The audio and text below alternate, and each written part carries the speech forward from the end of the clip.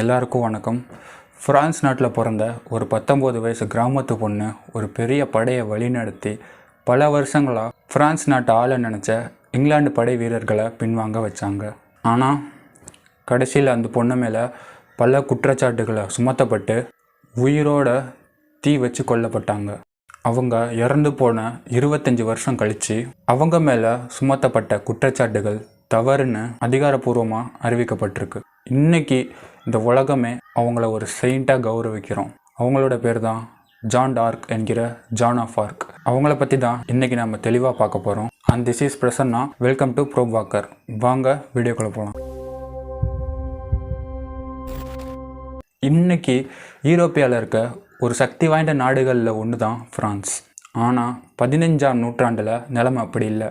அதாவது இப்போ இருந்து 600 வருஷத்துக்கு முன்னால் ஃப்ரான்ஸ் ரொம்ப நெருக்கடியாக சந்திச்சிட்டு இருந்திருக்கு. ஃப்ரான்ஸோட அரியணை உரிமைக்காக ஆரம்பித்த சண்டை பின்னாடி ஃப்ரான்ஸுக்கும் இங்கிலாந்துக்கும் இரு நாட்டு போராகவே மாறிடுச்சு. ரெண்டு நாடுகளும் பல தலைமுறைகளாக போர் பண்ணிகிட்டு இருந்திருக்காங்க. கிட்டத்தட்ட 100 வருஷத்துக்கும் மேலே மோதல்கள் நடந்திருக்குன்னு ரெக்கார்ட்ஸில் சொல்லப்படுது. ஸோ அந்த வார் தான் இன்றைக்கி 100 இயர்ஸ் ஆஃப் வார்னு பேர் வச்சு கூப்பிடுறோம். ஆனால் அந்த வார் தொடர்ந்து 100 வருஷம் நடக்கலைங்க. கொஞ்சம் பீஸ், அப்புறம் வார், மறுபடியும் பீஸ், திரும்பவும் வார், இப்படின்னு பல கட்டங்களாக நடந்திருக்கு. அது மட்டும் இல்லாமல் ஃப்ரான்ஸ்குள்ளேயே அரியணைக்காகவும் அதிகாரத்துக்காகவும் உள்நாட்டு சண்டைகளும் போயிட்டு இருந்திருக்கு. அந்த பிரச்சனையால் ஃப்ரான்ஸ்குள்ளே இருந்த பர்கேடியன் ஃபிக்ஷன்னு சொல்கிற குரூப்பு ஃப்ரான்ஸ் விட்டு பிரிஞ்சு இங்கிலாண்டோட கூட்டணி சேர்ந்துக்கிட்டாங்க. அதனால் இங்கிலாந்து ஆர்மி ஃப்ரான்ஸில் வேகமாக முன்னேற ஆரம்பித்தாங்க. ஸோ ஃப்ரான்ஸோட நிலைமை இன்னும் மோசமாயிடுச்சு. இங்கிலாந்து ஆர்மி ஃப்ரான்ஸோட முக்கியமான பல பகுதிகளை ஆக்குப்பை பண்ணிட்டாங்க. வாருக்கு முன்னால் இப்படி இருந்த நாடு எதிரிகளால் சூழப்பட்டு இப்படி ஆயிடுச்சு. ஃப்ரான்ஸ் நாடு தோல்விக்கு மேலே தோல்வி அடைஞ்சிக்கிட்டே வந்துட்டு இருந்திருக்காங்க. மக்களும் அவங்களோட நம்பிக்கையை இழக்க ஆரம்பிச்சிட்டாங்க. ஃப்ரான்ஸோட எதிர்காலமே கேள்விக்குறியாக மாறிடுச்சு. அப்படி ஒரு இருண்ட காலத்தில் தான் ஃப்ரான்ஸில் இருக்க டோம்ரெமின்னு சொல்கிற ஒரு சின்ன கிராமத்தில் ஒரு பெண் குழந்தை பிறக்குது. அந்த குழந்தை தான் பின்னாடி ஃப்ரான்ஸோட வரலாற்றை மாற்ற போகிற ஜான் ஆஃப் ஆர்க். அவங்க அப்பா ஜாக் டார்க், அவங்க அம்மா இசபெல்லா பெரிய பணக்காரங்களாம் இல்லைங்க. எழுத படிக்க தெரியாத ஒரு சாதாரண குடும்பத்தில் தான் ஜான் ஆஃப் ஆர்க் பிறந்தாங்க. சின்ன வயசுலேருந்தே ஜானுக்கு கடவுள் நம்பிக்கை அதிகமாக இருந்திருக்கு. சர்ச்சுக்கு அடிக்கடி போகிறது, ஏழைங்களுக்கு உதவி செய்கிறது, கஷ்டத்தில் இருக்கவங்களுக்கு ஆறுதல் சொல்கிறதுன்னு ரொம்ப நல்ல குணம் கொண்ட பொண்ணாக இருந்திருக்காங்க. ஸோ அந்த பொண்ணை அந்த கிராமத்தில் இருந்த எல்லா மக்களும் ரொம்ப நேசிச்சிருக்காங்க. ஆனால் 13 வயசில் ஜானோட வாழ்க்கையை மாற்றுற மாதிரி ஒரு சம்பவம் ஒன்று நடக்குது. ஒரு நாள் மதிய நேரத்தில் அவங்க அப்பா வீட்டு தோட்டத்தில் இருந்தப்போ ஒரு வித்தியாசமான குரல் அந்த பொண்ணுக்கு கேட்குது. முதல்ல ரொம்பவே பயந்துருக்காங்க. ஆனால் அந்த குரல் மறுபடியும் அவங்களுக்கு கேட்க ஆரம்பிச்சிருக்கு. ஆரம்பத்தில் பயந்த அந்த பொண்ணு அதுக்கப்புறம் அந்த குரல் எங்கேருந்து வருதுன்னு யோசிக்க ஆரம்பிக்கிறாங்க. பல வருஷம் அந்த அனுபவம் அவங்களுக்கு தொடர்ந்துக்கிட்டு இருக்கு. கடைசியில் அந்த குரல் கடவுள்கிட்ட இருந்து தான் வந்திருக்குன்னு ஜான் நம்ப ஆரம்பிக்கிறாங்க. அந்த குரல் அவங்களுக்கு ஒரு முக்கியமான செய்தியை கொடுத்துச்சு. அந்த குரலில் அவங்க கேட்ட முக்கியமான செய்தி என்னென்னா, ஃப்ரான்ஸ் ஆபத்தில் இருக்குது, அதை காப்பாற்ற வேண்டியது உன்னோட கடமை அப்படின்னு அந்த குரலில் கேட்டிருக்கு. அது மட்டும் இல்லைங்க, ஃப்ரான்ஸோட அரியணைக்கு உரிமை உள்ள சார்லஸை மன்னனாக்கணும்னு அந்த குரலில் கேட்டிருக்காங்க. அதுக்கப்புறம் அந்த பொண்ணு உதவி செய்யணும்னு முடிவு எடுக்கிறாங்க. முதல்ல ஃப்ரான்ஸோட இளவரசர் சார்லஸ் 7 சந்திக்கணும்னு முடிவு பண்ணுறாங்க. சார்லஸை பார்க்கணுன்னு ஜான் முடிவு பண்ணியிருந்தாலும் அது அவ்வளோ ஈஸி இல்லைங்க. முதல்ல சார்லஸோட விசுவாசியாக இருந்த ராபர்ட் கிட்ட போய் பேசுகிறாங்க. கடவுள்கிட்ட இருந்து செய்தி வந்திருக்கு, நான் உடனே இளவரசரை பார்க்கணும் அப்படின்னு சொல்கிறாங்க. ஆனால் ராபர்ட் முதல்ல நம்பலை. நீ வீட்டுக்கு போ அப்படின்னு அனுப்பிச்சி விட்டுருக்காரு. மறுபடியும் ராபர்ட்டை பார்க்க அந்த பொண்ணு போயிருக்காங்க. அப்பையும் அவர் அதை சீரியஸாக எடுத்துக்கல. நீ திரும்ப போன்னு அனுப்பிச்சி விட்டுருக்காரு. ஆனால் ஜான் விடாமல் முயற்சி பண்ணியிருக்காங்க.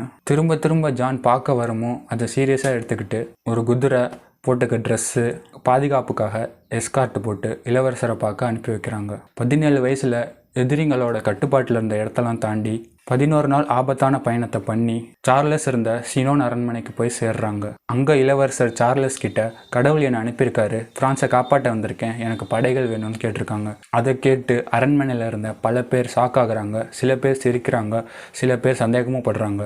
பல வருஷமாக போர்கள் நடத்தின ஜென்ரல்ஸாலே இந்த நிலைமையை மாற்ற முடியல. ஒரு 17 வயசு சின்ன பொண்ணு என்ன பண்ண போகுதுன்னு எல்லாருமே அலட்சியமாக பார்த்தாங்க.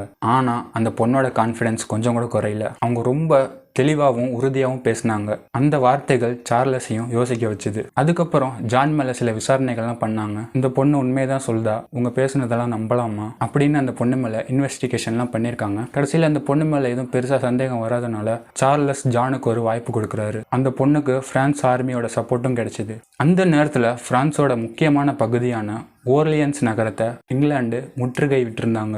இங்கிலாந்து ஆர்மி ஆர்லியன்ஸை சுற்றி வளைச்சி சாப்பாடு மற்றும் முக்கியமான பொருட்கள்லாம் உள்ளே போக முடியாத மாதிரி பண்ணி வச்சுருந்தாங்க. ஆர்லியன்ஸ் நகரத்தை மட்டும் இங்கிலாந்து கேப்சர் பண்ணியிருந்தா ஃப்ரான்ஸுக்கு அது மிகப்பெரிய ஆபத்தாக மாறி இருக்கும். ஏன்னா இங்கிலாந்து ஏற்கனவே ஃப்ரான்ஸோட பல பகுதிகளை ஆக்குபை பண்ணிட்டாங்க. அங்கே இருந்த வீரர்களும் ஆல்ரெடி சோர்வடைய ஆரம்பிச்சிட்டாங்க. அந்த நேரத்தில் தான் ஜான் பிரான்ஸ் படைகளோட ஆர்லியன்ஸுக்கு வந்து சேர்றாங்க. அந்த பொண்ணு ஒரு ட்ரெயினடு மிலிட்ரி கமாண்டரில் பெரிய போர் அனுபவமும் இல்லை. ஆனால் பல மாதங்களை தோல்விக்கு மேலே தோல்வி அடைஞ்சிட்டு இருந்த வீரர்களுக்கு புது நம்பிக்கையை கொடுக்குறாங்க. அவங்க வெறும் வார்த்தைகளோட மட்டும் அங்கே வரலங்க, சாப்பாடு, மருந்து, ஆயுதங்கள்னு முக்கியமான சப்ளைஸை கொண்டு வந்திருக்காங்க. ஜானோட வருகை பிரான்ஸோட படைகளுக்கு ஒரு புது உறுதியை கொடுத்துருக்கு. சோர்ந்து போன வீரர்கள் எல்லாம் புது தைரியத்தோட போராட ஆரம்பிக்கிறாங்க. பல மாதங்களாக ஆர்லியன்ஸை சுற்றி வளைச்சிருந்த இங்கிலாந்து படை சில நாட்கள்லேயே பின்வாங்க ஆரம்பித்தாங்க. 1429 மே மாதம் ஆர்லியன்ஸை சுற்றி போடப்பட்டிருந்த முற்றுகை முழுவதும் உடைக்கப்பட்டுச்சு. பிரான்ஸ் முழுக்க அதிர்ச்சியில் அலண்டு போகிறாங்க. பல மாதமாக மாற்ற முடியாத போரோட போக்கையே ஒரு கிராமத்திலிருந்து வந்த சின்ன பொண்ணு மாட்டிட்டாங்களேன்னு பிரான்ஸ் முழுக்க ஆச்சரியப்பட்டாங்க. ஆர்லியன்ஸ் வெற்றிக்கு அப்புறம் ஜானோட கோல் ரொம்ப கிளியராக இருந்தது. இளவரசன் சார்லஸை பிரான்ஸோட மன்னனாக்கணும். ஆனால் அதுக்கு ரெய்ம்ஸ் நகரத்துக்கு போக வேண்டியது இருந்தது. ஏன்னா அதுதான் அரசர்களுக்கு முடிசூட்டுற இடம்.